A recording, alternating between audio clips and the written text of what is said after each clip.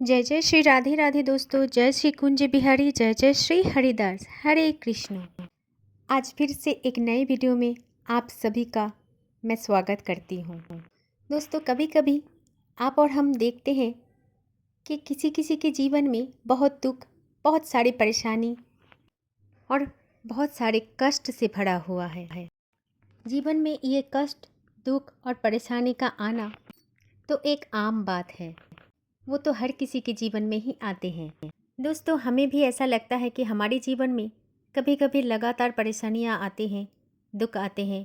कभी कुछ ऐसा हो रहा है, कभी कुछ वैसा हो रहा है, और कभी कभी अपने मन से हम हार चुके होते हैं।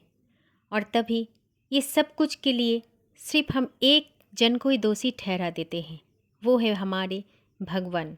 जब दुख आते हैं, परेशानी आती है, तब बस यही बोलते हैं कि सब कुछ जो हो रहा है सब भगवान के कारण से ही हो रहा है। भगवान नहीं चाहते कि हम खुश रहें, अच्छे रहें। हम कभी भी अपनी गलतियाँ, अपने कर्मों की तरफ ध्यान ही नहीं देते। हमेशा भगवान के ऊपर सब कुछ आरोप लगा देते हैं। कभी कभी तो हम ये भी बोलते हैं कि कितने दिन से पूजा पाठ कर रहे हो, कितने मंदिर जाते हैं, कितने मन्नतें मांगते हैं, कितने चढ़ावा चढ़ाते हैं, फिर भी भगवान हमें दुखी देता है। हमेशा बस यही बोलते हैं कि इतने दिन से पूजा पाठ करती हूँ, इतना दान पुण्य करती हूँ, फिर भी मेरे जीवन में कुछ भी अच्छा नहीं होता है। क्यों भगवान, क्यों? इस तरीके का एक प्रश्न चिन्ह हमेशा भगवान के सामने हम रख देते हैं। लेकिन दोस्तों, ये बात दरअसल गलत है। कर्म तो हम सब करते हैं, तो भगवान दोषी कहाँ से हो गए? अगर कर्म हमारी है तो फिर फल भुगतना हमें ही है, और हम जब उस कर्म के फल को भुगतते हैं तब भी हम दोषी उन्हीं को ही ठहराते हैं। ये दरअसल गलत बात है। आज एक मैं कहानी सुनाऊंगी दोस्तों, उस कहानी से आपको सब कुछ समझ में आ जाएगा। तो वीडियो को स्किप ना करके ज़रूर सुनिए ये कहानी। एक गांव में एक किसान था। वो खेतीबाड़ी करता था और नित्य पूजा पाठ करता था। आप कह सकते हो कि भगवान के अनन्य भक्त था। वो किसान बहुत ही सीधा साधा और भोला भाला भी था। फिर भी एक कारण में बहुत परेशान था, और परेशान कुछ इस वजह से था कि उसकी खेती में जो फसल हुआ था कभी भी उसका खेतीबाड़ी अच्छा नहीं गया था। उसे हमेशा लगता था कि जब बारिश की ज़रूरत नहीं हो तब बारिश बहुत तेज़ हो जाता है, और कभी बारिश की ज़रूरत है तो तब बारिश ही नहीं होता। ऐसा प्रॉब्लम्स हमेशा उनके साथ होता रहता था, और इसके लिए ही बहुत चिंतित था, बहुत परेशान था। उसे क्या पता था, ये तो मौसम का नियम है, और इस मौसम के नियम की वजह से कभी भी उसका फसल अच्छा नहीं होता था। और ये सोच रहे हैं वो किसान कि इस फसल ना होने की वजह से उसकी लाइफ बहुत ज़्यादा गड़बड़ी से गुजर रहा है। एक दिन ये सब सोचते सोचते वो किसान भगवान के पास गया और महादेव के पास जाकर बोला कि महादेव, आज आप मेरी एक विनती सुनो। आप तो सारी दुनिया के मालिक हो, सारी दुनिया तो आपके इशारे पे ही चलते हैं, बहुत सारे कमाल भी आप करते हो, पर पता नहीं मुझे क्यों लगता है जो खेती करना है ना वो आपको बिल्कुल भी नहीं आता है, और एक खेती की जगह पे शायद आपको भी कुछ समझ में नहीं आता है। अच्छा भगवान, आप मुझे ये बताओ कि जब भी मैं फसल उगाने की कोशिश करता हूँ या फिर बीज बोता हूँ, तब कभी बारिश हो जाता है तेज, कभी भी बारिश बिल्कुल भी नहीं होता। ऐसा क्यों होता है भगवान मेरे साथ? तो भगवान, आप एक काम करो, ये बारिश बारिश का मामला आपके बस में नहीं, तो एक सीज़न आप मेरे हाथ पे सौंप दो, और तब मैं देखूंगा कि फसल क्यों नहीं अच्छी होती।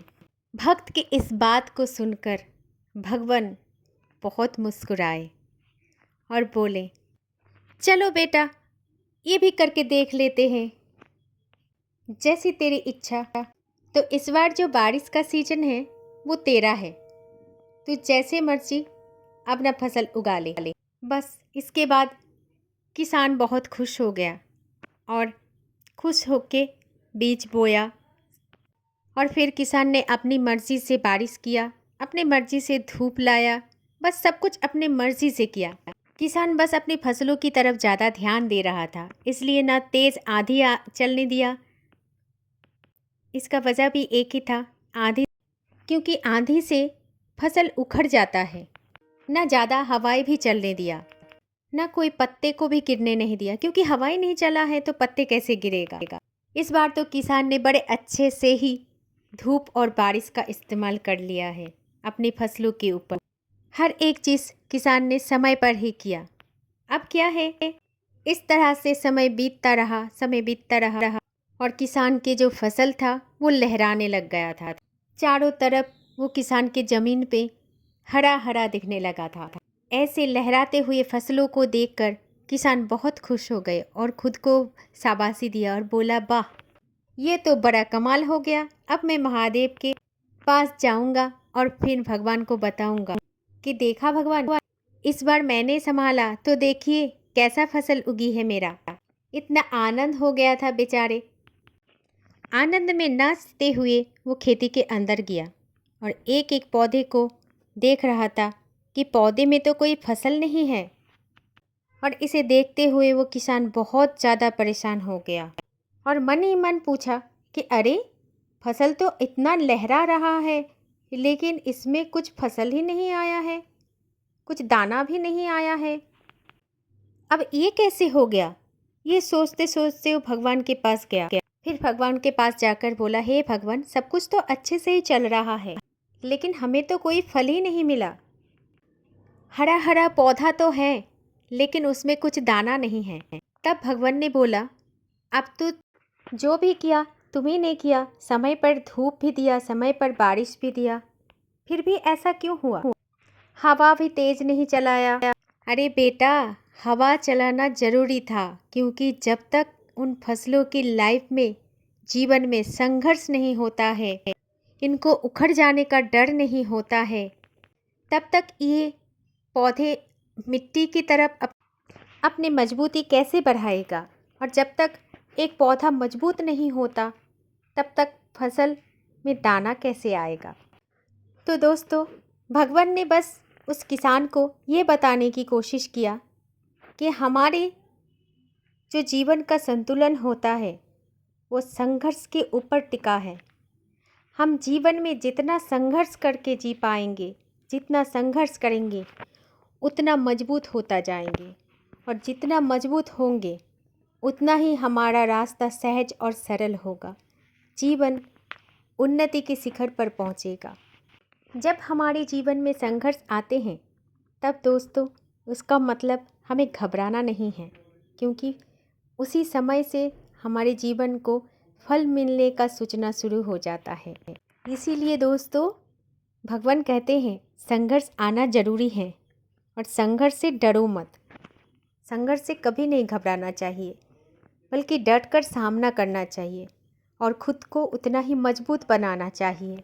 इसीलिए कभी कभी ईश्वर हमारे जीवन में संघर्ष का मौका देता है और इसीलिए ऐसा समय ईश्वर सोच के ही देता है कि हमारे जीवन की मिट्टी भी सख्त बन जाए, हमारी मजबूत भी अच्छी से बन पाए, हम जीवन को अच्छे से पकड़ पाएँ और जीवन की हर कठिन परिस्थितियों में हम कामयाब बन जाए। आज की इस कहानी को सुनकर दोस्तों आपको क्या लगा? मुझे तो बस इतना ही लगा कि कभी भी घबराना नहीं चाहिए, चाहे कितना भी कठिनाई, कितना भी परिस्थितियाँ खराब क्यों ना आ जाए, हमें हमेशा उनसे डटकर सामना करना चाहिए। पीछे नहीं हटना है, डटकर सामना करके उस परेशानी से हमें जीतना है। डर को अपने जीवन से हटा देना और फिर देखना, कामयाब रूपी फल आपको ज़रूर मिलेगी। इसलिए जीवन में कभी संघर्ष करना नहीं छोड़ना। जितना संघर्ष करोगे उतना ही कामयाब होते जाओगे और आपकी परेशानी से लड़ने का क्षमता भी आपको मिल जाएगा। प्रेम से बोलो हरे कृष्ण। जय जय श्री राधे, जय जय श्री कुंज बिहारी, जय जय श्री हरिदास। एक वही तो है जो हर समय हर पल हम सब के साथ है। हाँ दोस्तों, भगवान हर समय हमारे साथ है, बस ज़रूरत है उन्हें ढूंढने का मन की आँखों से। जिस दिन हम मन की आँखों से उन्हें ढूंढ लेंगे, उस दिन जीवन में ना कोई परेशानी रहेगा, ना कोई चिंता रहेगा, ना कोई दुख रहेगा, ना कोई कष्ट रहेगा। चारों तरफ सिर्फ और सिर्फ आनंद और आनंद ही आएगा। दुख में भी अब हंसोगे, कष्ट में भी अब हंसोगे।